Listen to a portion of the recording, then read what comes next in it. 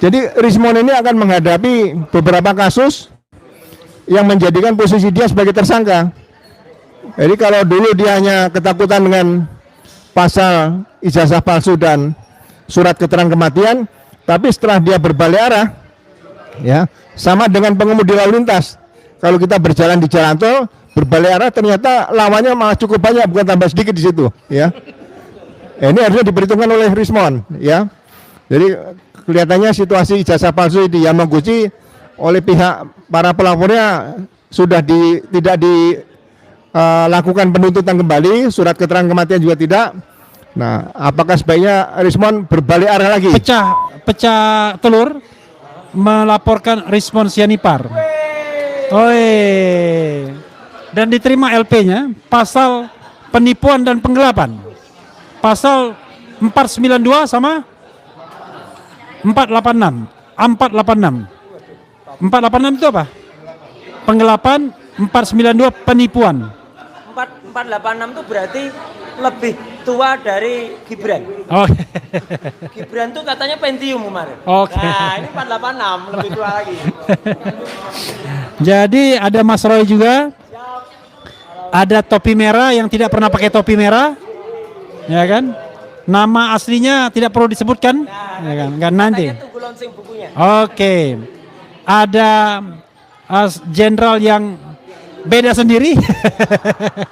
Mantan Wakapolri Komjen Pol Purnawirawan Ugroseno. Oke, tepuk tangan. Ada teman baik Rismon Sianipar. Mikhail Sinaga. Oke. Kalau saya kan tetap teman baik sama Jaharang Mandagirsang. Cuma saya bilang cuma belok nggak ngomong. Langsung dimarahin saya. Padahal kan apa masalahnya belok nggak ngomong? Memang. Dan itu bisa dilaporkan untuk tindakan pornografi, pelecehan seksual.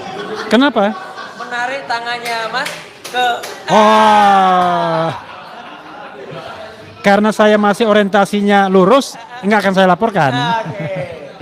Ya, sahabat sekalian, ini adalah live gado-gado. Jadi kita ngomong apa aja, yang paling penting ini ada pertanggungjawaban hukumnya. Tolong teman-teman jangan belok-belok nggak karu-karuan ya. Karena menurut kata seseorang sahibul hikayat ada konsekuensi hukumnya. Gitu. Nah, saya mau ke Irwan dulu. Karena Irwan lah lakonnya.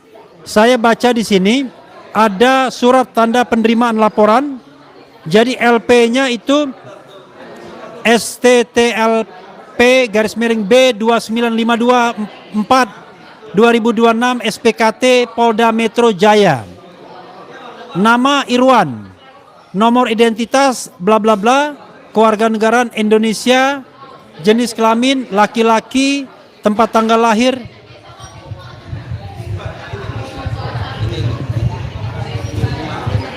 Inilah yang namanya kalau bertemu begini. Ada mic-nya mati langsung kaget dia. Iya. Siapa mati kita? Kemudian tempat tanggal lahir 42 tahun, pekerjaan wira swasta, alamat daerah bla bla bla bla, ya. Kemudian nomor HP bla bla bla juga. Tapi kerennya itu 777 belakangnya. Telah melaporkan dugaan tindak pidana penipuan, perbuatan curang, Undang-Undang nomor 1 tahun 2023 tentang KUHP yang baru ya. Sebagaimana dimaksud dalam pasal 492. Kemudian dan atau pasal 486. Inilah kalau podcast gado-gado. Jadi pasal penipuan dan penggelapan yang terjadi di Jalan MH Tamrin, Grand Hyatt Jakarta. Sekira Januari 2026. Ini hari ulang tahun saya nih. Januari 2026, 26 Januari 2026. I'm over 50 years, lebih. Kemudian pelapor membeli buku sebanyak yang jelas 6 juta rupiah. Kemudian yang dibeli Gibran Endgame. Oh ini baru baca. Kemudian merasa tertipu. Untuk selanjutnya Coba kita dengarkan kenapa Irwan melaporkan Rismon Sianipar. Silakan, Irwan. Namanya Irwan Arya, tapi ternyata di KTP Irwan doang. Nah, bukunya ini. Ini Rismon NG. Oh, ini beda ini, beda. Oke, silakan. Anda quote aja. Iya, baik, terima kasih abang saya Pak Prof, Pak Refli Harun sebagai tokoh nasional yang kebanggaan kita selama ini, yang kita betul-betul selalu mendengarkan inspirasi dan apa yang telah selalu ditayangkan membuat kita selalu semangat untuk menjalani keseharian kita. Baik, saya alhamdulillah Irwan Esos, biasa dipanggil Arya. Baru saja tadi sore hari Jumat 24 April ya 2026 ke Polda Metro Jaya melaporkan saudara Rismon Sianipar, yaitu tentang dugaan penipuan.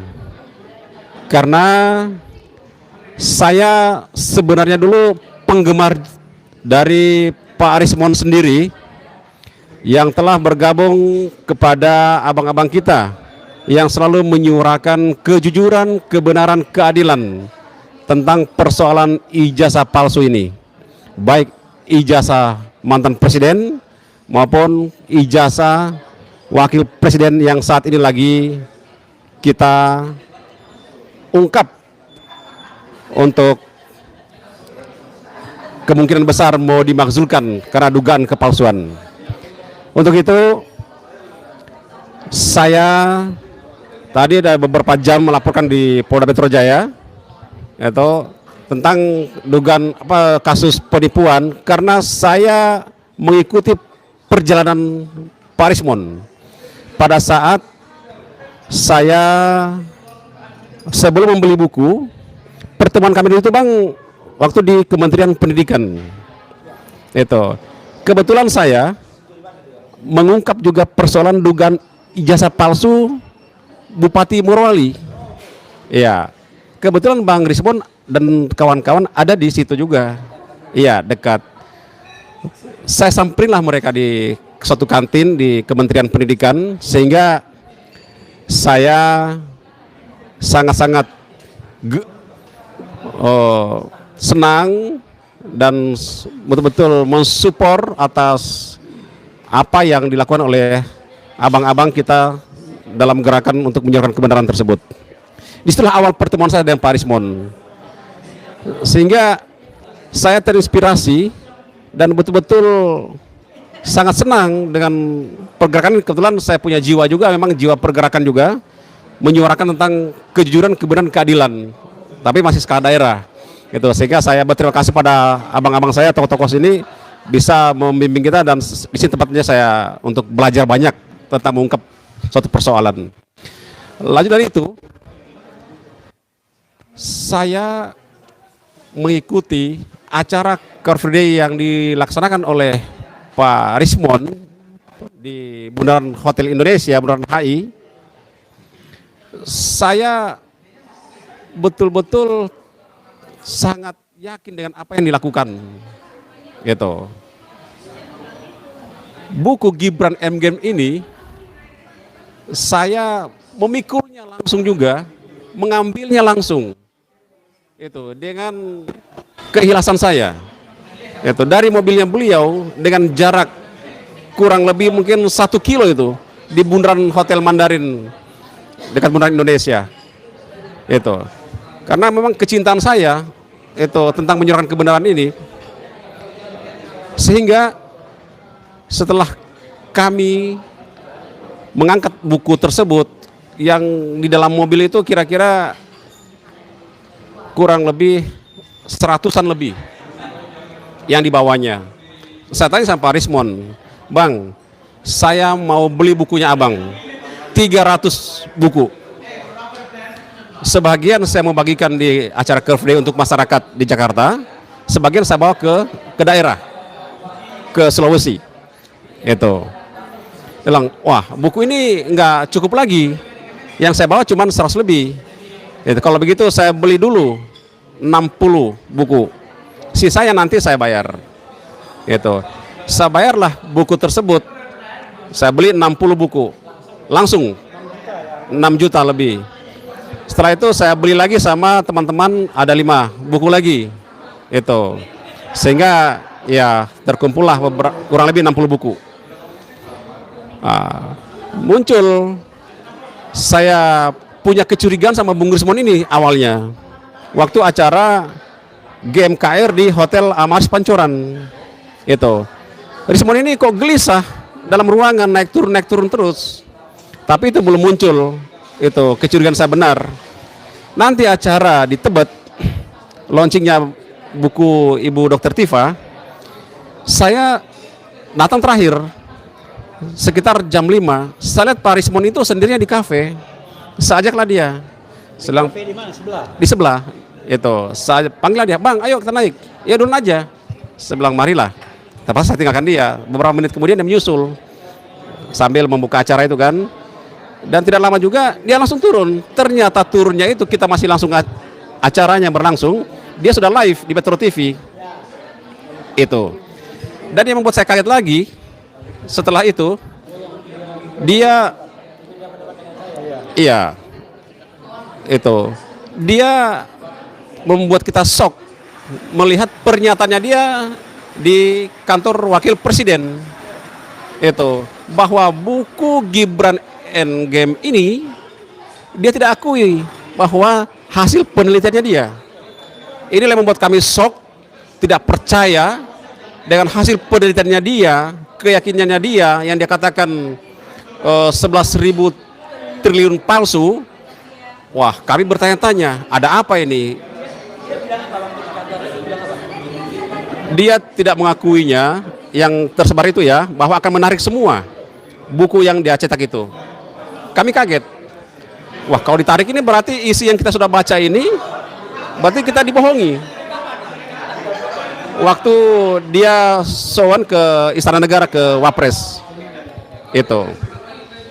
Sehingga kami merasa, waduh, kalau seperti ini Pak Rismon, iya, itu. Sehingga kami merasa tertipu, sehingga saya berani melaporkan Pak Rismon bahwa buku yang dia jual di masyarakat yang sudah ribuan, termasuk saya salah satu korbannya, saya tidak segan-segan untuk melaporkannya bahwa ini ada unsur penipuannya. Itu. Sehingga saya melaporkan di Polda Metro Jaya hari ini, hari Jumat, dengan kasus penipuan dan penggelapannya dia. Itu Bang. Iya, kita kan berusaha ilmiah ya. Kasus penipuan dan penggelapan terhadap buku Gibran Endgame. Ini kan sebenarnya kalau Kasino Dono Indro yang dulu kan maju kena, mundur kena. Maju kena, mundur kena. Kalau mau maju, ya buku itu harus diakui sebagai karya ilmiah. Artinya tidak ada masalah dengan Gibran Endgame. Tapi kalau mengatakan maju, maka akibatnya crash dengan kepentingan Solo. Sehingga dia mengatakan buku itu salah. Nah, Baru aja ditulis kok salah. makanya bagaimana Mas Roy melihat ini fenomena dia menulis dengan semangat GEG Gibran Endgame, dan kita tahu waktu dia menjadi kliennya Bala RRT, sebenarnya saya agak komplain, cuma saya diamkan aja karena kok tiba-tiba dia jual Gibran Endgame, padahal kan kita lagi sibuk dengan Jokowi's White Paper. Kok tiba-tiba muncul sendiri agenda pribadi Gibran Endgame.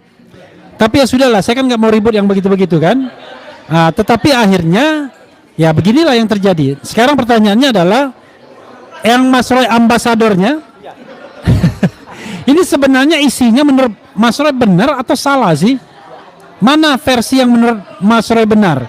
Versi yang dia tulis atau versi yang kemudian dia sampaikan belakangan setelah mendapatkan atau minta restoratif justice dan sekarang mendapatkan SP3? Silakan. Tempel lagi. Jadi gini ya teman-teman semua, apa yang sebenarnya terjadi itu adalah sebagaimana yang sudah disampaikan oleh Rismon berkali-kali, yaitu soal translasi dan rotasi. Tapi translasi dan rotasi yang terjadi itu translasi otaknya dan rotasi pikirannya. Ya, karena apa? Lihat ini.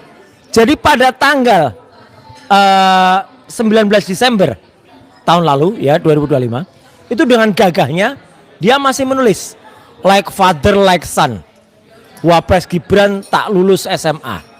Artinya ini kan sebelum buku itu dibuat ya toh. Jadi artinya buku itu sebelum di launching. Mas Ian ingat gak buku Gibran Endgame itu di launching tanggal berapa? 1 Januari ya. Nah, jadi dia sudah membuat penelitian itu dengan detail, Mas. Kemudian di sini juga ada ya, hentikan dinasti rakus Jokowi. Berarti dia jelas betul dia berpikiran politik di sini. Nggak mungkin kan kalau dia berpikir non politik, kok seolah-olah kami yang mengajari dia politik atau mengajari dia politik? Nggak ada sama sekali. Terus dia masih terus menyoal soal kalau nggak Gibran, ya Jokowinya. Misalnya yang paling kanan nih, buku judul Ekonomi Sumber Daya Hutan. Nah ini nyinggung bapaknya. Kemudian Joko Widodo sarjana muda, ini bapaknya. Artinya sebelum terjadi proses RJ, ya Rismon Gianipar itu, ya atau restoratif justice itu, dia dengan gagahnya, dengan pikirannya yang kalau kata Mas Refli itu masih prabayar, ini masih nulis sampai dengan tanggal 26 Februari. Jadi ini hanya beberapa hari, nggak nyampe seminggu dari tanggal dia pengajuan RJ. Di sini dia masih nulis soal tidak ada variasi marga baik pada lugu mau tanda tangan mengkonfirmasi bahwa legalisir salinan ijazah Jokowi yang semua dipakai pada calon waktu bla bla bla bla bla bla. Terus apakah Jokowi memiliki sertifikat KKN dari LPM UGM dan syarat yudisium? Kenapanya modal keterangan Gibran bisa lolos cawapres? Ini tanggal 26 Februari juga, Mas. Jadi sebenarnya ketika tanggal 26 Februari dan sebelum-sebelumnya ya itu adalah dia memang masih orisinal dan masih benar. Maka pertanyaan Mas Refli tadi saya jawab, buku Gibran Endgame itu tidak salah. Buku Gibran Endgame itu benar, bahkan sebenarnya ada bagian dalam buku Gibran Endgame yang ini menurut saya ya ibaratnya sangat tidak terhormatnya ya Respon. Dia tidak mengakui kalau data-data itu sebagian dari saya. Padahal kan yang pergi ke Sydney, kemudian langsung ketemu dengan Pak Iksan Katohande, ketemu di UTS dan lain sebagainya adalah saya. Tapi ya sudahlah, makan itu mon, gitu. Kalau kamu memang tidak mengakui, katanya apa data-data itu nggak ada di internet. Jadi dia nganggap semua data itu ada di internet, dan dia nganggap data itu diambil dari internet. Aduh, ini memang benar-benar malin kundang ini ya. Gitu. Jadi artinya Bukan maling, malin. Kalau maling lain.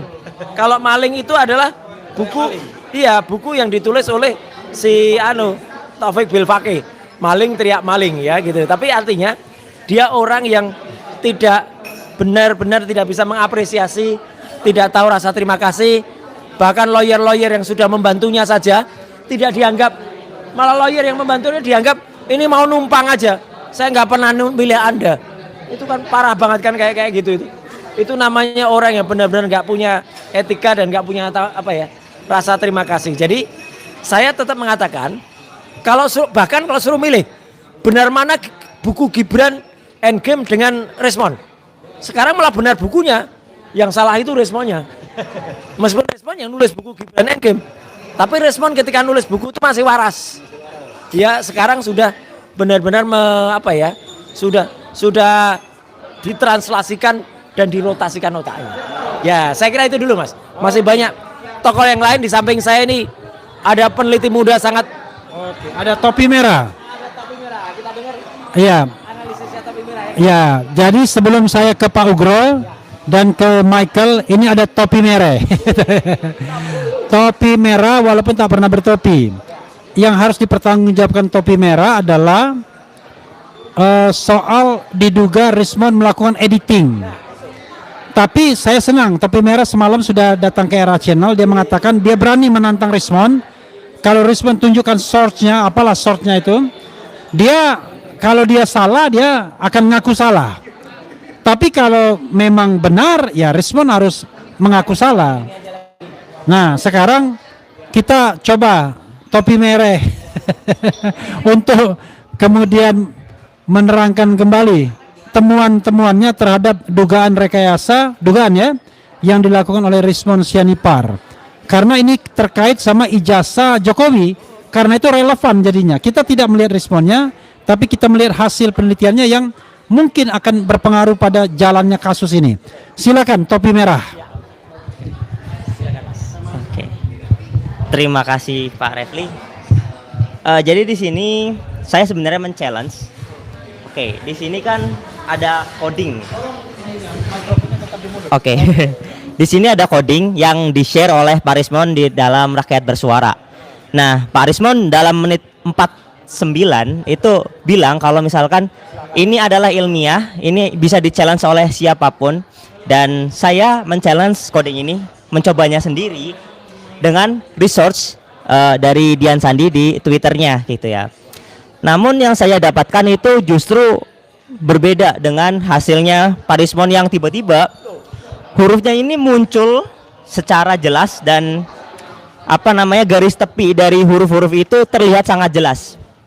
Nah, kalau misalkan percobaan saya itu huruf-huruf ini tuh nggak kelihatan gitu. Jadi kayak artefak kotak-kotak kayak gitu, dan kayak rusak ya, kayak pixel rusak kayak gitu.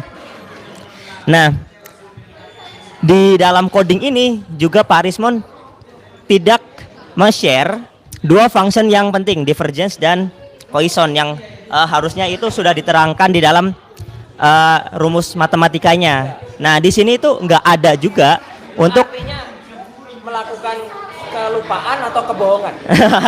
nah itu tanya Pak Rismon aja. Ya ini penting supaya Iya. bahasa yang sangat canggih ilmiah dari topi merah itu saya terangkan dengan bahasa sederhana. Ya, benar. Jadi respon lupa, sengaja lupa atau Menyembunyikan gitu ya, menyembunyikan itu. Ya, nah di sini ada dua function yang kita nggak tahu, tetapi saya mencobanya berdasarkan rumus yang dia pakai. Dan anehnya di sini tuh tidak ada untuk mengenhance pixel. Sementara ini sangat-sangat jelas gitu, sampai kita bisa melihat tulisan-tulisan yang sangat jelas dan ada gajah Adamnya. Dan tapi untuk saya fokusnya adalah untuk men-challenge dari soal gajah Adam ya, bukan ya, bukan. codingnya ya, dari sisi codingnya yang dikatakan itu ilmiah dan bisa dicoba oleh semua orang seperti itu. Oke, itu aja sih dari saya Pak. Sip, luar biasa. Luar biasa. Jadi intinya topi merah bicara mengenai Rismon melakukan editing sebelum dia menggunakan program itu ya, dan menyembunyikan source atau function yang penting. Karena source atau function yang penting itulah yang bisa membuat orang merepetisi yang apa yang sesungguhnya dia lakukan. Tapi memang kalau kita lihat untuk soal ini Pak Ugro, ada dua kemungkinan sebagai orang yang berpengalaman dalam proses penyidikan. Apakah source Rismon itu memang source yang dia edit dari sebelumnya barangkali tidak jelas, lalu dia ingin memperjelas, ataukah sesungguhnya dia sebenarnya kelanjutan dari proses dalam tanda kutip atau dugaan pemalsuan ijazah, sehingga ketika dia berusaha membenarkan dokumen yang palsu, kan dokumennya kan sama, Dian Sandi yang upload, Mas Roy mengatakan 99,9% itu palsu, tapi Rismon berbalik arah mengatakan itu asli. Nah, kan tidak mungkin dua-duanya benar kan? Karena itu dalam pengalaman penyidikan Pak Ugro, apa yang bisa Pak Ugro komentari dengan fenomena Rismon yang berbalik arah menjadi palsu menjadi asli, kemudian yang temannya tetap palsu 99,9%. Silakan Pak Ugro.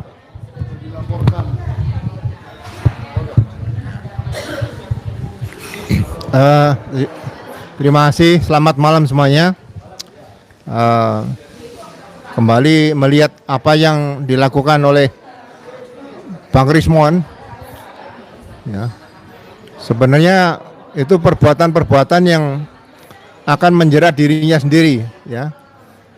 Sama dengan kita kalau mengemudikan lalu lintas, siksak atau memutar arah tanpa memberitahu tanpa memberitahu tanda-tanda lampu sen dan sebagainya, itu bisa ditabrak dari depan ataupun dari belakang, ya. Jadi translasi dan rotasi. ya itu yang bahaya di situ. Jadi ini membahayakan dirinya. Kenapa? Karena yang dilakukan Bang Rismon ini dia mengatakan yang penelitian lama itu bohong. Yang benar adalah yang dilakukan setelah dalam waktu 5 hari dia berbalik arah, ya. Nah, di tengah malam di tengah malam ya. Ya, jadi pasal-pasal yang dituduhkan menurut saya dengan pasal 486 atau penggelapan 486 KUHP yang baru, Undang-Undang Nomor 1 Tahun 2023 dan pasal 492 yaitu penipuan. Ini menurut saya ada tepat sekali. Kenapa? Karena pasal ini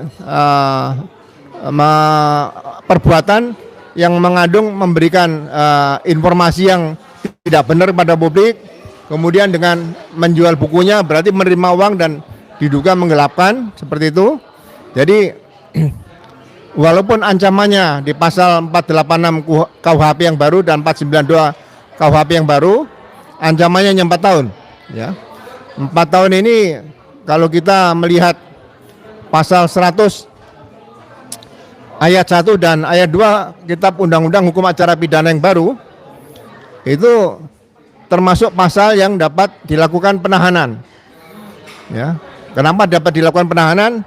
Karena melihat perbuatan-perbuatan yang bersangkutan, yaitu berusaha untuk menghilangkan bukti, berusaha mempersulit penyidikan kalau itu dilaporkan dan sebagainya. Ini penyidik bisa melakukan penahanan berdasarkan pasal 100 ayat 2 Kitab Undang-Undang Hukum Acara Pidana, ya. Nah, kemudian karena berkaitan dengan buku Gibran Endgame ini sudah terjual cukup banyak, ya. Saya berharap rekan-rekan yang masuk dalam tim manajemen buku, ya, dan reseller, ya, saya berharap semuanya membuat laporan polisi, ya kan. Jadi merasa diperlakukan, ditipu, ya, dan digelapkan dana juga yang belum dibayar itu, ya. Tapi setidak-tidaknya 492 KUHP bisa dilakukan, ya.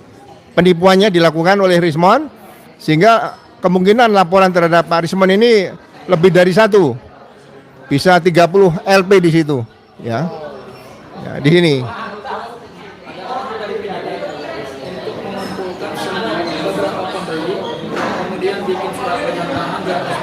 Iya. Iya. Oke, jadi itu nanti jadi saksi, ya. Saksi diperkuat di situ karena ini kan banyak korbannya nih, ya kan? Saya rasa setuju apa yang dikatakan tadi oleh Pak Sang Haji tadi, ya. Mudah-mudahan para pembeli ada yang mau menjadi sukarelawan untuk bisa menjadi saksi dalam kasus ini, ya. Wah, ini yang perlu diperhatikan ke depan nanti sehingga rekan-rekan manajemen buku Gibran Endgame dan reseller itu tidak terlibat sesuai dengan pasal 20 dan 21 KUHP yang baru, yaitu penyertaan. Ya, jadi pelakunya nanti tetap hanya Rismon sendirian. Nah, ini perlu dijaga, ya. Jadi laporan polisi rekan-rekan tim manajemen dan reseller nanti akan menjadi posisi sebagai saksi saja, ya. Itu yang saya harapkan, mudah-mudahan tidak dimasukkan dalam penyidikannya nanti sebelum diterbitkan SPDP. Mungkin dalam waktu yang singkat segera bikin laporan polisi. Kalau sudah masuk SPDP nanti tersangkanya bisa dimasukkan banyak. Nah, kita berharap hanya tersangka 1 orang saja, ya. Jadi sekali lagi ini perlu diwaspadai ke depan. Mudah-mudahan apa yang bisa kita berikan kepada masyarakat Indonesia ini tidak ada lagi yang menjadi korban-korban seorang peneliti yang mencabut penelitiannya 100% yang dilakukan, ya, menjadi 180 derajat. Ini kan sangat sulit diterima oleh akal sehat. Itu saja yang bisa saya berikan sementara. Terima kasih. Saya mau nanya ini. Apa itu? Mau nanya. Iya, saya mau nanya ke Pak Ugro soal tadi. Oh, ke sana dulu, silakan. Saya mau nanya soal. Jangan dulu. Iya. Jadi begini, kawan-kawan semua, karena ini kita kan ribut sekali di sini. Kalau nggak pakai mikrofon ini, wah itu suaranya bisa kemana-mana. Jadi suara-suara yang tadi nggak masuk sebenarnya. Jadi tadi ada katanya arahan dari penyidik agar mengumpulkan korban-korban lainnya dan juga mengadukan atau menjadi saksi. Jadi tidak hanya Irwan saja atau bikin surat pernyataan. Dan kalau kita lihat buku itu sudah terjual ya mungkin 5.000 eksemplar, ya paling tidak ada 5.000 korban. Nah, sekali lagi ini ada salah satu manajemen dari Gibran Endgame. Ya, tetapi sekali lagi saya ingin pendapat Pak Ugro juga nanti tambahan. Jangan-jangan malah manajemen juga tersangkut-sangkut, padahal manajemen ini korban juga karena mereka kemudian mendistribusikan buku yang sebenarnya nggak ada masalah, tapi buku yang kemudian akhirnya didinai sendiri oleh penulisnya. Kalau penulisnya mendinai, bagaimana kita menjadikannya referensi? Karena sudah didinai oleh penulisnya sendiri. Masa Resmond Sianipar atau Sianipar Resmond Gibran Endgame, kan tidak mungkin kita mengutip. Dari sisi ilmiah itu sudah tidak layak kutip lagi buku itu. Nah, ini juga yang kemudian menjadi persoalan. Tidak salah tetapi tidak layak kutip lagi. Silakan Michael, ada tantangan untuk ikut memobilisasi orang-orang yang harus mengadukan itu. Silakan.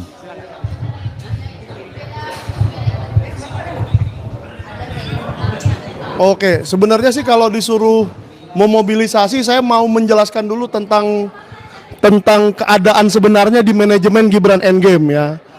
Jadi manajemen Gibran Endgame itu pada awalnya diketuai oleh seseorang yang ada di sini nih, namanya Aye. Di sono no Aye. Nah, lalu karena ya persoalan internal-internalan lah ya. Yang awalnya 10 keluar satu. Akhirnya saya jadi koordinator dan keluar juga. Keluar atau dikeluarkan. Nah, itu yang saya mau sampaikan sampai ke saat mengirim surat ke Pak Yusuf Kalla masih sisa 6. Rismond Hasiholan Sianipar, Dr. Eng, Rismond Hasiholan Sianipar, Magister Eng, cukup nggak Engnya? Udah cukup. Dr. Vivian, kayaknya nih dokter spesialis kandungan kayaknya. Ketiga Hardian, bohong ini bukan Hardian namanya. Hana Karistia, Arif Hanianti. Arif dan Hanianti ini saya kenal. Kemarin ke Rakyat Bersuara tanpa diundang. Ya, dari 6 ini 2 juga sudah keluar, Pak. Yang namanya Hardian tapi bukan Hardian sudah keluar. Dan Hana Karistia juga sudah keluar. 2 Maret belum keluar ya? Belum. Masih belum RJ soalnya. Masih waras hari itu. Nah, jadi saya juga ingin mengatakan bahwa kalau memang masih ada sampai sekarang yang mengetahui ISBN itu, ya pasti Arif. Yang mengetahui percetakan itu pasti Arif. Dan yang masih menjadi manajemen sisa 4 orang, yaitu Rismond Sianipar, Dr. Eng, Vivian Doktor, Arif Iksan, yang kemarin memakai pengacara namanya Rasman yang sudah dibukukan, dan yang keempat Hanianti. Nah, kan kasihan kalau semua manajemen ini yang tadinya bekerja keras tanpa tahu apapun dan tertipu juga gitu, Pak. Kita kok jadi dilibatkan dalam penipuan yang mereka lakukan ini? Jangan dong. Waktu itu kan kami bekerja dengan profesional, dengan seperti ambasadornya nih Pak Roy Suryo. Bekerja dengan sangat profesional loh. Mengerahkan semua tenaga, upaya, waktu, bahkan kadang-kadang biaya. Iya. Kalau dalam ini saya malah biayanya jelas. 25 juta pembiayaan untuk cetakan pertama. Tapi saya tidak diberitahu tuh sebagai investor bahwa ISBN-nya palsu. Karena itu urusan Arif Iksan yang mengurus naskah untuk kepercetakan. Jadi kalau memang ya sesuai dengan arahan Pak Komjen Purnawirawan Ugroseno, kalau memang kita harus terpaksa sekali melaporkan, saya dengan sangat terpaksa akan melaporkan Rismond, Vivian, Arif Iksan, dan Hanianti. Saya terpaksa sekali loh ini. Jadi jangan diganti-ganti ya narasinya, nanti dia mampir lagi ke Rakyat Bersuara dibilang kumpul kebo, tidak ada, saya tidak pernah ngomong begitu ya. Bukan, itu kan omongan dia di sana. Jangan, kita enggak, saya nggak mau ngomongin itu Pak. Tapi saya sangat terpaksa, dulu mereka teman saya, dulu mereka kerja dengan serius, saya apresiasi sekali. Tapi kalau memang tujuannya untuk menipu orang seperti ini, dan sampai sekarang masih berada di barisan penipuan, ya kita dengan sangat terpaksa akan melaporkan juga gitu Pak. Jadi supaya ini untuk moral saya aja, tanggung jawab moral saya kepada para pembeli, yang ini saya luruskan. Pada hari pertama Rismon menyatakan Gibran Endgame itu bohong di Istana Wapres, langsung ini mungkin reseller di sini ada berapa reseller nih di ruangan ini juga mengalami hal yang sama, bahwa WA kami tiba-tiba banjir dengan permintaan refund itu mengembalikan uang. Bang Michael, kembalikan uang saya. Loh, saya kan nggak tahu apa-apa, saya bilang. Saya juga bukan manajemen lagi. Jadi ini real gitu loh. Mungkin hanya Bang Irwan yang berani maju dan melaporkan ini ke Polda Metro Jaya. Tapi yang silent majority di luar itu banyak Pak. Dan mereka sangat sedih melihat Rismon seperti ini. Semoga Rismon menonton, dan di mana hati nuranimu Rismon? Ya, segitu banyak 5.000 bahkan 6.000 pembeli, engkau bohongi. Satu yang berani doang nih. Luar biasa Bang Irwan, saya memang luar biasa keberanian abang saya dari Morowali ini. Keren. Tapi saya kalau memang perlu saya akan terpaksa juga ikut melaporkan. Terima kasih.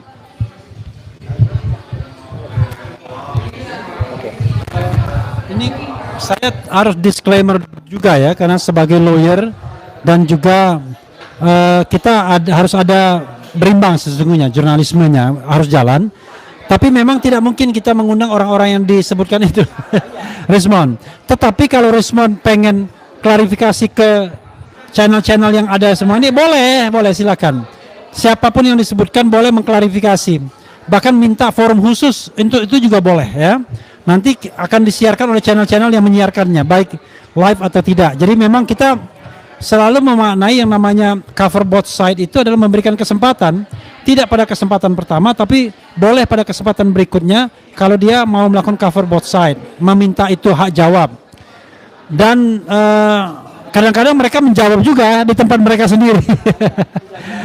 Sepertinya Pak Ugro, kenapa? Oke. Oh iya. Ya, kita tidak bicara tentang reseller, tapi pertanyaan saya kepada Pak Ugro ini penting Pak. Apakah bisa menjadi senjata makan tuan ketika kemudian orang melaporkan Rismon karena GEG, Gibran Endgame, dan katanya masih dijual di Amazon nih, ada yang komentar di buku tersebut, tapi tiba-tiba menyasar ke orang-orang lain. Pak Ugro, apakah ada resiko untuk menyasar ke orang-orang lain? Padahal yang mau dilaporkan hanya Rismon Sianipar saja.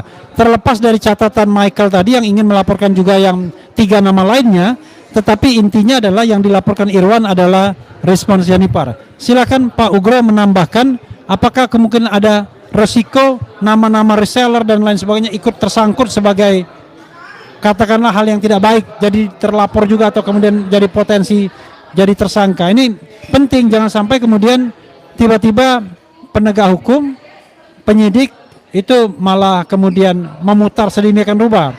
Terjadi apanya? Translasi dan rotasi dalam kasus ini. Silakan Pak Ugro.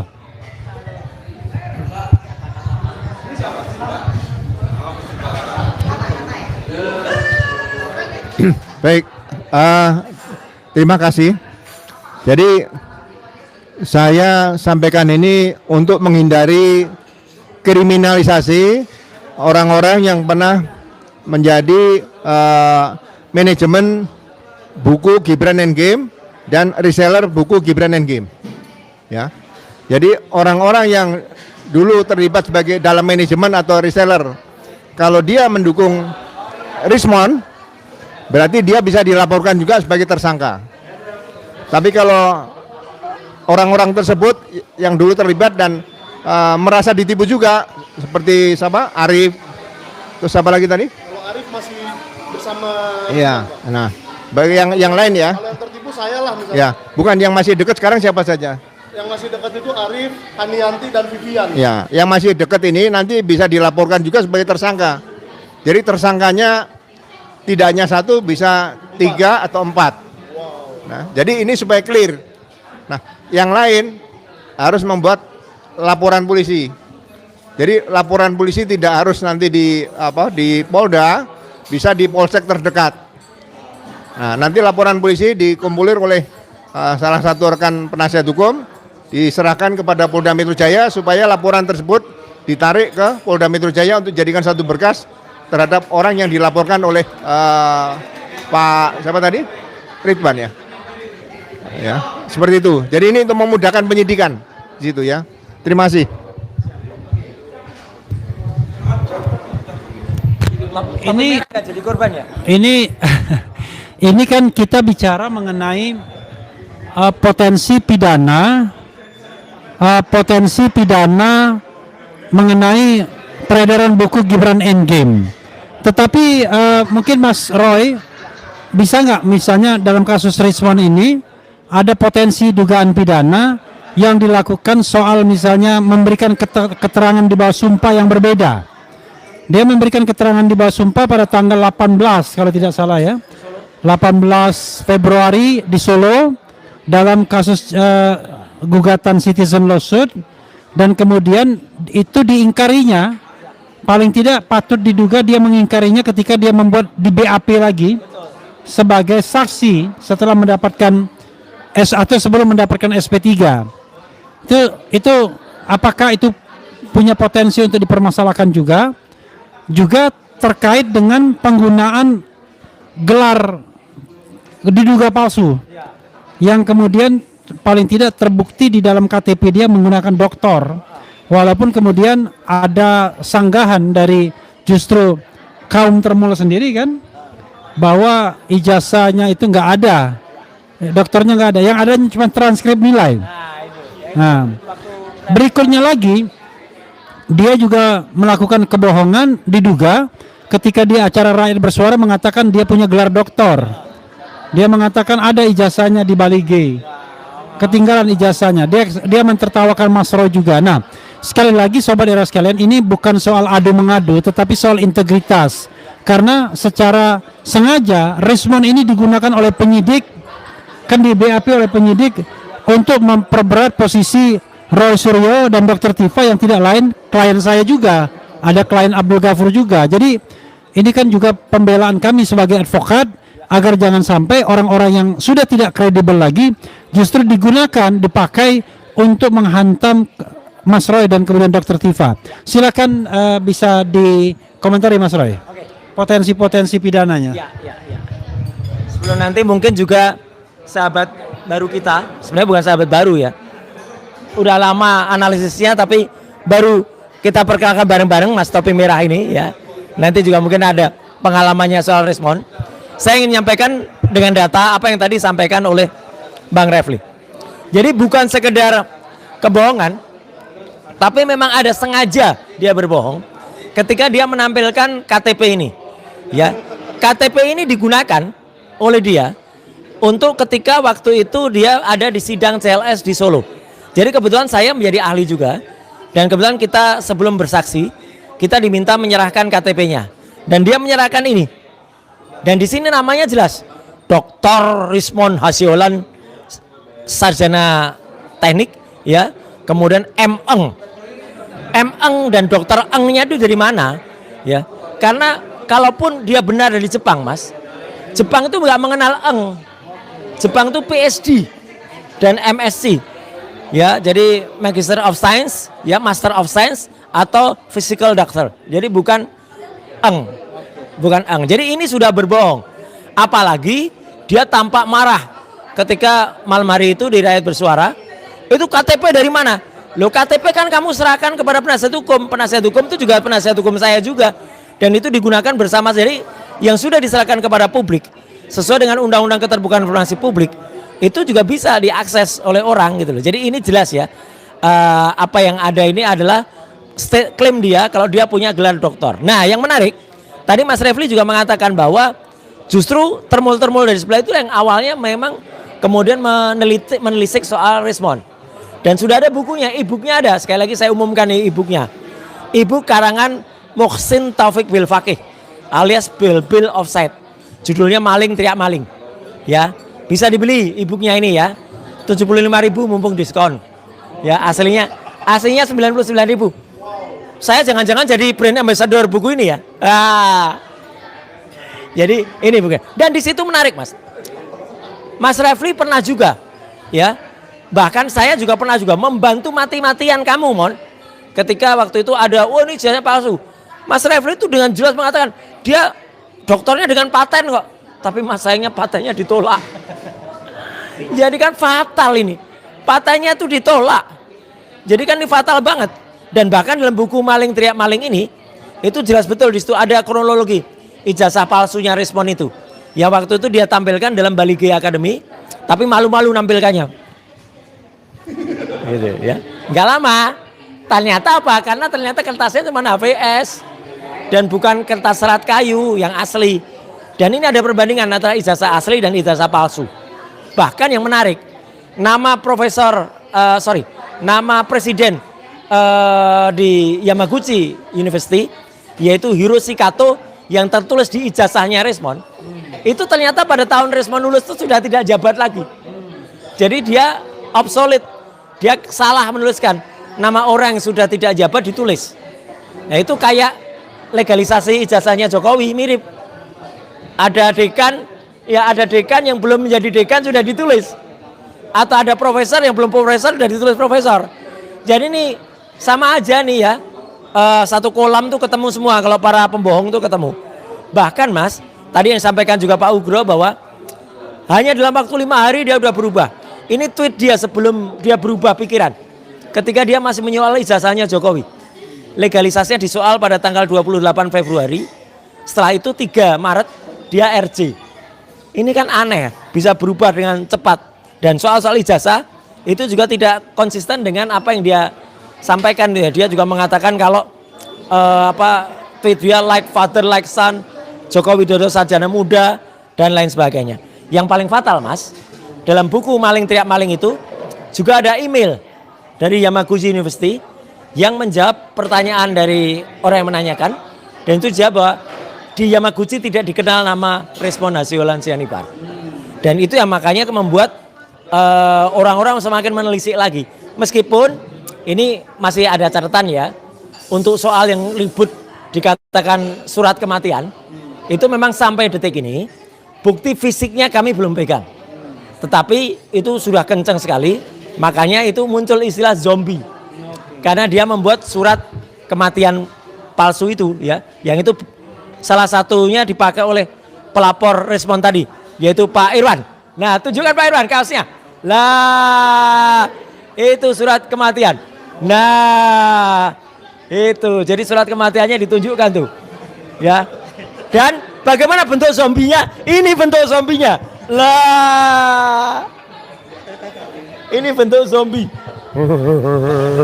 Zombie. Jadi dokternya palsu, surat kematiannya palsu. Zombie. Itu Mas. Biar gak ngantuk malam-malam, nanti biar pengalaman Mas Topi Merah terhadap Respon juga ada. Ya, itu Mas. Iya, alhamdulillah nggak ngantuk karena animo ternyata banyak. Iya. Besok-besok saya kira saya live pukul 00 aja mulainya. Kelihatannya. Ya, sahabat era sekalian, saya mau ke Topi Merah. Karena Topi Merah ini punya pengalaman dengan Rismon. Saya juga punya pengalaman juga. Saya beberapa kali kan podcast sama Rismon. Dan saya mengenal Rismon itu pertama kali tanggal 13 Juli. 13 Juli 2025. 18 Juli. Ya. Oh, kok Juli? 13 April. Oh, April. Kan 15 April kan dia sudah datang duluan, dan pada waktu itu dia sudah datang, lalu saya live sama dia 13 April. Dan Topi Merah pasti juga punya pengalaman dengan Rismon. Apa kesan Anda terhadap apa yang disampaikan Rismon ketika Anda berhadapan dengan dia? Pada waktu itu pasti Anda berhadapan dengan pemikiran bahwa apa yang dikatakan Rismon benar karena sesuai dengan pendapat Anda. Silakan Topi Merah. Ya. Oke. fans klubnya Rismond Siani Pak. Iya. Jadi dulu saya tuh terinspirasi banget gitu. Awalnya kan YouTube saya YouTube lebih ke cyber security ya Pak. Nah karena memang gak ada penonton gitu kan. Akhirnya pas banget nih Pak Rismond itu meneliti tentang computer vision ya, tentang ijazahnya Pak Jokowi. Nah di situ saya tertarik lah ya gitu kan, men-challenge ulang yang dulu tuh yang pertama adalah lintasan stempel. Saya masih ingat banget itu lintasan stempel yang dimana yang baru saya sadar ya Pak, ternyata saat Pak Rismond itu mendemonstrasikan di channelnya Pak Refli dan mendemonstrasikannya kembali di channelnya apa namanya yang itu Madilog itu ya, itu ternyata outputnya beda Pak. Ini baru saya sadar akhir-akhir ini. Jadi outputnya beda. Jadi yang punya Pak Refli itu channel merahnya masih ada 5, 10, 5, 10. Punyanya yang Madilog itu benar-benar 0. Nah, itu baru sadar. Dari skala 255 0. Iya, 000 semua kayak gitu. Merahnya ya, channel merahnya. Itu baru saya sadar gitu. Ternyata memang pas saya cek memang ada blok apa ya, dia ngeblok pixelnya kayak gitulah di buku JWP gitu. Nah, itulah salah satu keanehan. Padahal saya dulu terinspirasi banget gitu kan. Saya bikin apa namanya? Coding-coding yang untuk membuktikan itu forensik. Saya juga terinspirasi banget dari Pak Rismond itu. Terus yang overlapping itu juga. Nah, ada pengalaman juga pas saya itu live bareng. Nah, pas live bareng itu pas bareng langkah update juga di situ. Nah, di dalam cafe itu Pak Rismond sebelum live itu ngomong ke saya, Topi Merah, kalau misalkan ditawarin 5 miliar kamu mau belot nggak, kayak gitu. Nah pas saat itu saya Tiba-tiba dia ngomong 5 miliar belok. kayak gitu, ngomongnya kayak gitu. Bang Michael juga ada di situ ya yang ngomong kalau aku ditawarin 5 miliar gimana gitu ya, masih ingat ya. Pokoknya kalau soal uang Michael ada pasti. Nah pas di situ saya bilang kalau misalkan saya ditawarin, karena saya masih takut banget ya, saya maunya ya diam aja kayak gitu. nggak mau ngebelot karena memang itu menyalahi sebuah integritas kayak gitu kalau misalkan kita membelot kayak gitu. Nah ternyata sekarang malah yang ngomong yang ngebelot gitu, jadi agak lucu kayak gitu, agak tidak konsisten, sen kiri belok kanan kayak gitulah. Paling itu aja sih pengalaman karena memang jarang banget saya ketemu dengan Pak Rismond, cuman sekali itu doang sih Pak. Terima kasih. Tapi menarik ya. Mewakili Rismond, terima kasih. Tapi menarik ketika ada pertanyaan kalau ditawari 5 miliar belok.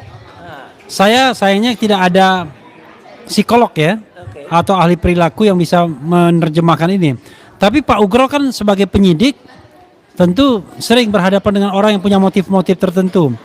Kenapa kemudian dia harus mention bahwa kalau ditawari 5 miliar kamu belok atau enggak? Kenapa ada pikiran seperti itu untuk nanya? Karena begini, terhadap Rismond ini kan ada beberapa spekulasi yang muncul. Pertama, mengatakan bahwa dia beloknya itu bukan karena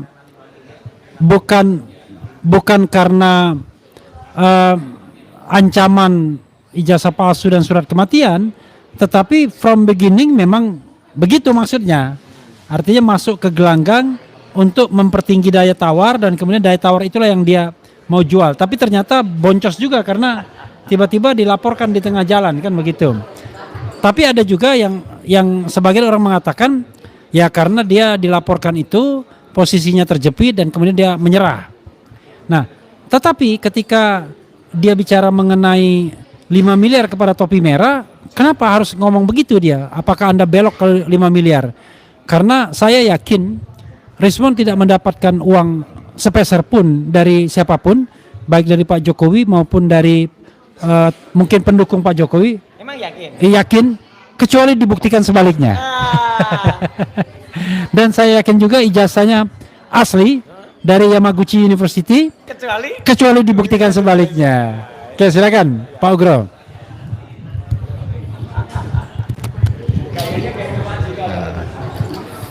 Jadi Rismond ini sebetulnya Dia pertama ketakutan dengan ancaman dari rekan-rekan Pak Andi Aswan ya, yang melaporkan tentang dugaan ijazah palsu dan surat kematian. Ini kan munculnya bukan dari siapa-siapa, dari pihak Andi Aswan waktu pertama di Rakyat Bersuara seperti itu. Kalau nggak salah Pak Farhad Abbas yang sampaikan ya. Nah, jadi akhirnya karena ketakutan tadi, Rismon berbalik arah. Nah, mungkin saat berbalik arah banyak bargaining di situ. Apa yang bisa kamu lakukan untuk meningkatkan kepercayaan orang-orang yang akan menerima kamu kan gitu. Seperti itu. Akhirnya dia mengatakan yang tidak sebenarnya terhadap rekan-rekan yang dulu seperjuangan seperti itu. Ya, jadi semuanya disampaikan itu pasti palsu karena dia meneliti ijazah palsu, melakukan juga menulis buku palsu juga menurut dia sendiri, ya kan? Yang diteliti juga palsu katanya, ya semuanya palsu, ya. Tapi yang sangat rawan bagi Rismon ini sekarang adalah keterangan-keterangan Rismon yang disampaikan di sidang Jessica Wongso. Kemudian dia menyatakan memaki-maki, menjelek-jelekan mantan Kapolri Jenderal Tito Karnavian sekarang Menteri Dalam Negeri. Ya, kemudian ada mantan Dirkrim Polda Metro Jaya Pak Krisna Mukti dan beberapa pejabat di Lapor Mabes Polri, ya. Nah, berarti dia memberikan keterangan palsu di pengadilan, itu yang pertama. Kemudian dia memberikan kesaksian juga di atas sumpah juga di pengadilan Citizen Lawsuit yang di Solo. Dia katanya akan merubah itu, menarik keterangannya. Berarti memberikan keterangan palsu di atas sumpah di pengadilan negeri. Kemudian juga dia memberikan keterangan di sidang KIP. Kalau dia cabut lagi berarti memberikan keterangan palsu di atas sumpah. Nah, pasal ini diatur di KUHP lagi, yaitu pasal 373 KUHP yang baru, Undang-Undang Nomor 1 Tahun 2023. Jadi Rismon ini akan menghadapi beberapa kasus yang menjadikan posisi dia sebagai tersangka. Jadi kalau dulu dia hanya ketakutan dengan pasal ijazah palsu dan surat keterangan kematian, tapi setelah dia berbalik arah, ya sama dengan pengemudi lalu lintas. Kalau kita berjalan di jalan tol, berbalik arah ternyata lawannya malah cukup banyak, bukan tambah sedikit di situ, ya. Ini harusnya diperhitungkan oleh Rismon, ya. Jadi kelihatannya situasi ijazah palsu di Yamaguchi oleh pihak para pelapornya sudah tidak dilakukan penuntutan kembali, surat keterangan kematian juga tidak. Nah, apakah sebaiknya Rismon berbalik arah lagi, ya? Yang tadi RC menjadi CR dibalik itu, ya. Japan Railway, ya itu ya. Di Jepang kan ada kereta api namanya Japan Railway seperti itu, ya. Sekali lagi Rismon berhitung lagi apakah akan menarik RJ-nya kembali, ya. Karena RJ tersebut yang dilakukan berkaitan dengan laporan polisi 4 orang, yaitu Pak Jokowi, Andi Kurniawan,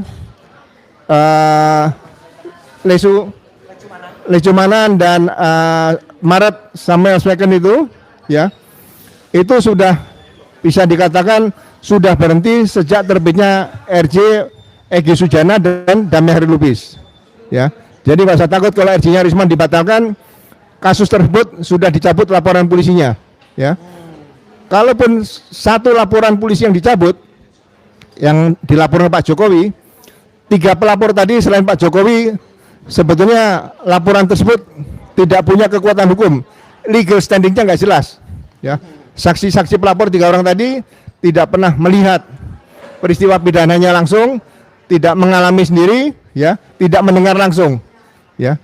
Harusnya pada saat melaporkan 3 orang selain Pak Jokowi itu laporannya harus ditolak seperti itu. Terima kasih. Jadi situasi yang dihadapi Rismon kalau kita lihat dari sisi pelanggaran hukumnya atau kejahatannya, justru ketika dia berbelok itu makin banyak kejahatan yang kemudian bisa ditimpakan kepadanya. Sebelumnya masalah dia hanyalah sebuah penersangkaan yang masih bisa dipersoalkan. terjadi kriminalisasi terhadap peneliti dan lain sebagainya. Tetapi ketika dia sebelum berbelok masuk kasus Yamaguchi University, masuk surat kematian palsu. Tapi itu pun Pak Ugro pernah mengatakan ya silakan di Jepang kan itu kan.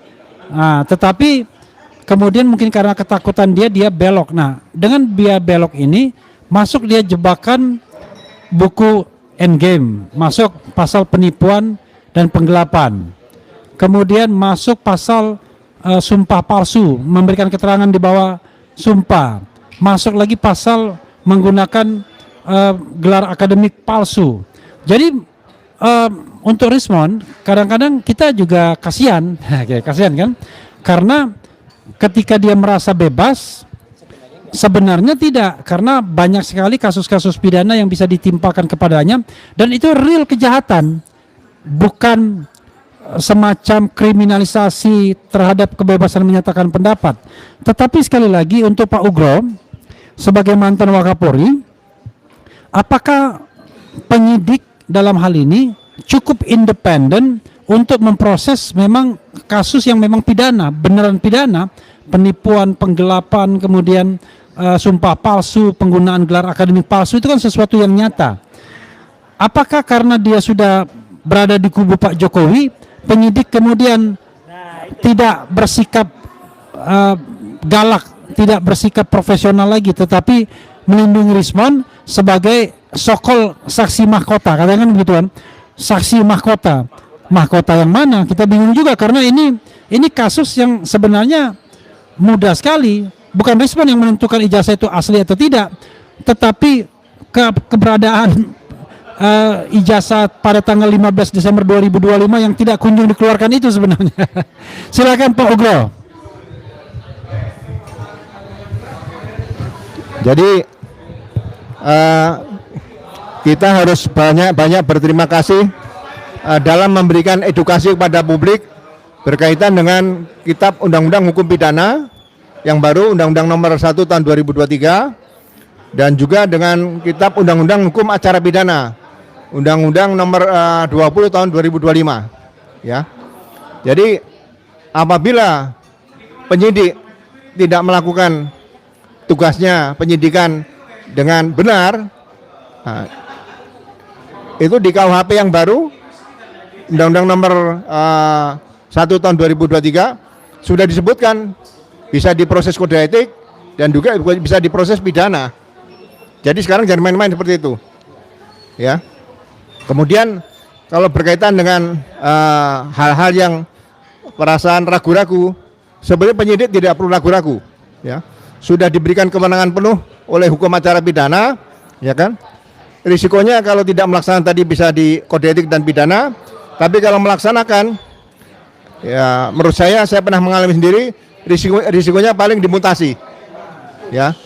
Jadi ini saya juga berharap kepolisian ini, terutama dalam tugas penyidikan, kembali kepada kepribadian insan Bayangkara yang tribrata dan catur prastya. Kembalikan kepada posisi sebagai kepolisian negara Republik Indonesia, ya. Jadi jangan lagi menempatkan diri sebagai polisi yang tidak memberikan pelindungan kepada publik, ya.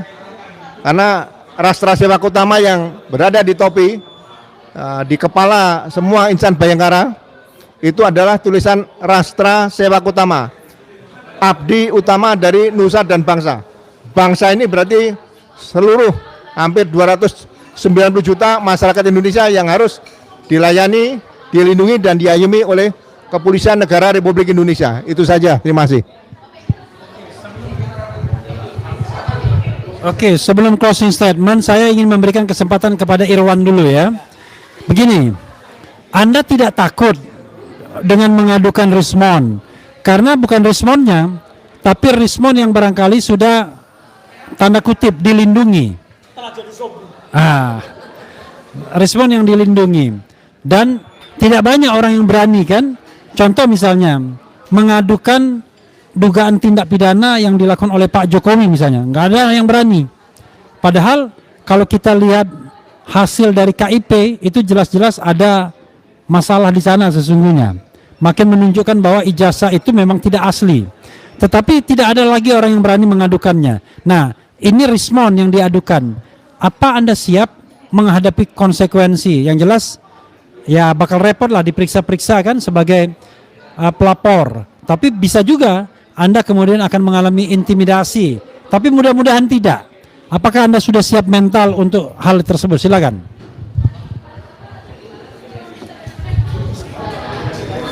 Ya, baik, terima kasih saya Pak Prof, Bang Refli. Untuk masalah intimidasi, sebelum saya melaporkan Saudara Rismon, saya sudah mempertimbangkan secara maksimal dan baik apa yang saya mau lakukan. Sehingga saya membulatkan tekad saya, apabila persoalan ini akan dibiarkan terus dan tidak akan terungkap, maka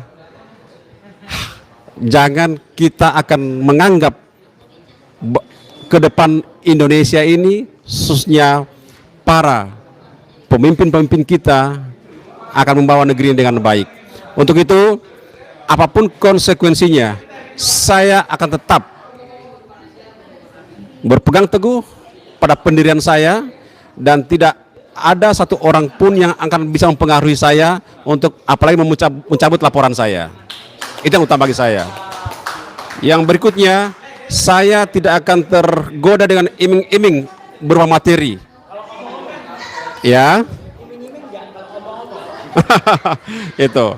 Karena saya bertekad pada diri saya, disinilah perbuatan untuk membuktikan kebenaran, kejujuran untuk masalah kasusnya Pak Rismon ini, sehingga tidak terjadi lagi di kemudian hari nanti. Insya Allah saya sudah mengikhlaskan diri saya juga, itu karena memang betul Pak Prof mengatakan bahwa Pak Rismon ini di belakangnya orang-orang besar semua, itu sehingga akan memudah mempengaruhi itu siapa saja yang tidak sejalan dengan mereka. Tapi saya katakan di sini, ini sebagai jihad bagi saya untuk menyuarakan kebenaran, kejujuran untuk mengungkap keadilan di negeri ini. Itu harapan saya dengan tegas. Sehingga insya Allah saya tidak akan pernah menyerah. Kalau perlu, bukan cuma persoalan kasus penipuan ini yang harus melakukan, yang saya melaporkan.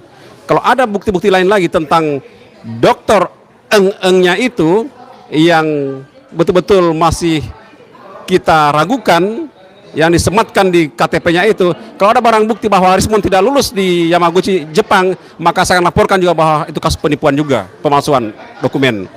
Dan kasus yang akan kita mau laporkan lagi ke depan, insya Allah tentang masalah yes band-nya ini, ya ini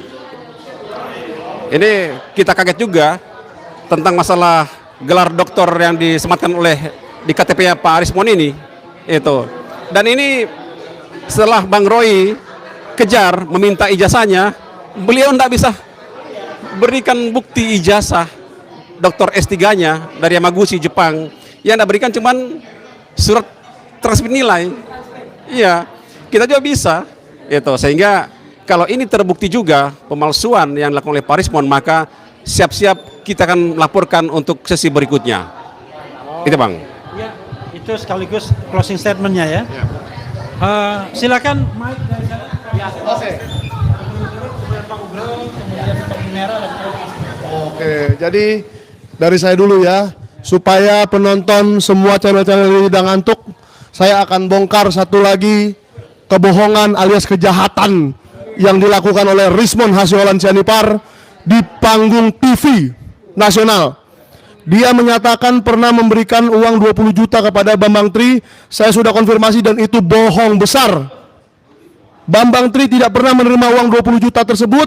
Dia hanya dibelikan baju. Berapa sih baju, Pak? Coba Pak Roy beliin saya baju 20 juta dong. Ya setahu saya sih dibeliin bajunya di... Enggak, waktu itu seingat saya dia beli bajunya di Blora. Mungkin kalau enggak di Blora. Di daerah Cepu sana. Di daerah Cepu, Cepu ya. Iya, di daerah Blora, dan saya nggak tahu mall apa yang bisa beli baju 20 juta di sana. Nah, itu Jadi supaya nih kan udah bangun semua kan nih penontonnya nih, ribuan penonton ini.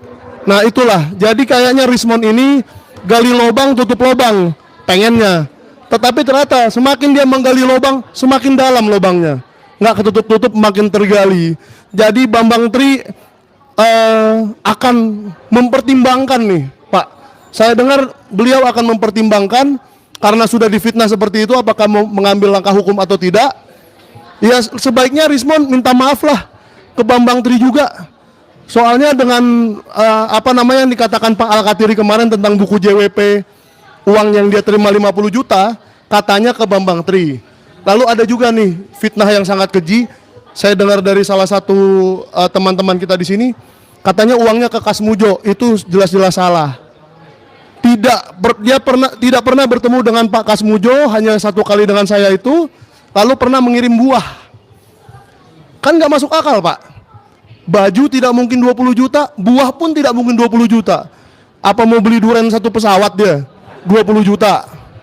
Kan luar biasa itu. Jadi ini kebohongan yang luar biasa, Rismond. Kalau ibu saya almarhum, yang dikenal juga oleh Rismond, pernah mengatakan, bohong itu adalah bapaknya dosa. Sekali berbohong, besok beranak bohongnya. Beranak lagi, beranak cucu. Mau berapa biji anak kebohonganmu, Rismond? Sekarang kau libatkan Bambang Tri, kau libatkan Pak Yusuf Kalla, kau libatkan manajemen buku Gibran Endgame, kau jebloskan Arif Iksan, ya, sudahlah Rismond. Pensiunlah kau, entah ke Bali, entah kemana sana, ke dalam goa yang terdalam supaya nggak ada yang lihat kau lagi ya. Supaya kami semua juga udah nggak usah lah ngurusin kalian-kalian yang nggak penting ini. Sekianlah closing statement dari saya. Tuhan memberkatimu, Rismond. Jadi yang pertama, saya bisa menyimpulkan 4 laporan polisi tadi yang sering saya sebutkan, ada 4 LP, Pak Jokowi dan kawan-kawan, karena sudah dilakukan restoratif justice sejak awal oleh kepada 2 orang, yaitu Pak Egy Sujana dan Damai Hairul Lubis, sesuai dengan pasal 79 sampai dengan 84 tentang RJ yang dilakukan oleh kepolisian, ya, oleh penyidik. Itu kasus tersebut berdasarkan 4 laporan polisi itu seharusnya sudah selesai, sudah ditutup. Kasus pencemaran nama baik dan fitnah plus pasal-pasal undang-undang ITE, ya, itu seharusnya sudah di SP3. Itu yang di SP3 kasusnya, bukan orang per orang, ya. Dan saya yakin pihak penuntut umum tidak akan melanjutkan perkara tersebut karena sudah dimintakan penetapan ke pengadilan. Jadi kalau sudah dimintakan penetapan pengadilan, inilah SP3 yang luar biasa. Biasanya SP3, surat perintah penghentian penyidikan itu dalam penghentian penyidikan tidak pidana yang umum itu tidak perlu minta penetapan pengadilan karena masih bisa digugat pra peradilan. Nah, kalau seperti RJ Restoratif Justice, SP3 ini tidak akan bisa lagi digugat di pra peradilan karena sudah ditetapkan oleh pengadilan, ya. Jadi Rismond nggak usah ragu-ragu. Kalau RJ sudah terima atau belum, perkara tersebut sebetulnya sudah ditutup, ya. Yang kedua, kalau peristiwa pencemaran nama baik dan fitnah ini sudah ditutup, saya melihat bahwa berdasarkan sidang KIP yang digugat oleh rekan Bonatua, ini seharusnya sudah mulai dilaporkan pidananya dugaan penggunaan yang diduga lagi ijazah palsu tadi yang dilakukan oleh para komisioner KPU, baik di Solo, kemudian di Jakarta dan di pusat.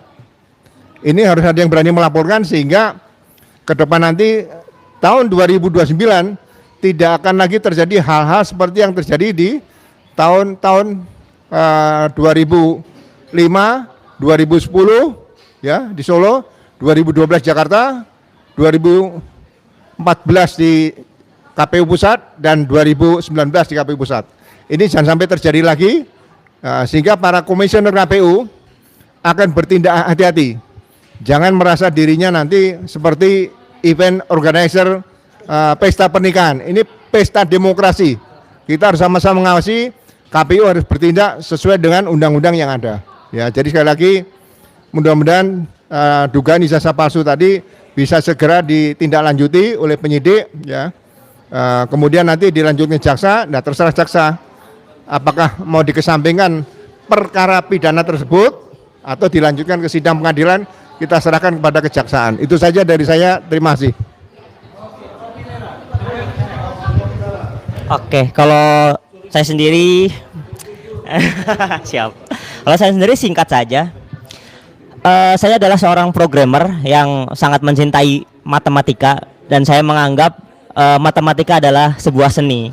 Dari paradigma seni kita bisa melihat sebuah keindahan dan transparansi atau akuntabilitas. Karena matematika itu bisa dibuktikan secara logika gitu. Artinya transparan. Nah, bayangkan sebuah keindahan ini digunakan untuk menutupi sebuah pragmatisme untuk kepentingan dia sendiri, sehingga mencemari matematika sebagai seni itu sendiri. Nah, ibaratnya itu kayak spray putih untuk menutupi kotoran itu. Jadi spray putih yang sangat indah, yang sangat suci ini dibuat untuk menutup sebuah kotoran kayak gitu. Jadi harusnya ya secara moral itu sangat menyalahi kayak gitu. Itu aja sih Pak dari saya, Pak. Oke, jelas Pak Nulis, Mas Roy. Ya. Sebelum menutup ya, saya juga ingatkan untuk teman-teman semua, makanya saya ingat kalau minum es teh leci itu sebaiknya jangan diaduk. Karena kalau diaduk pakai sendok itu nggak bagus untuk mata. Karena sendoknya bisa nyolok gini.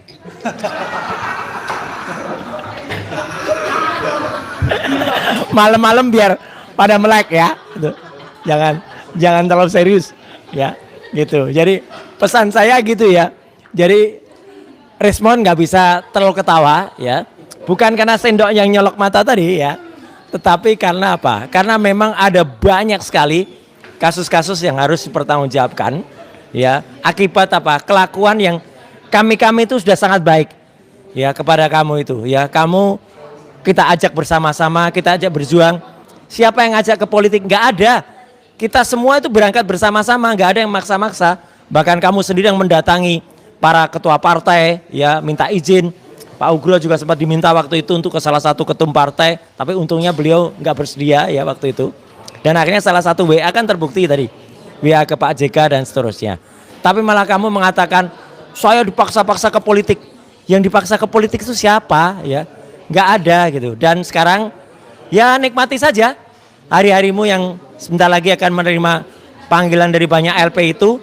Dan kalau panggilan ini yang terakhir ini, nah itu panggilan dari yang maha kuasa ya, jadi zombie ya, nggak bisa lagi menikmati es leci enak tanpa tusuk mata ya, itu aja.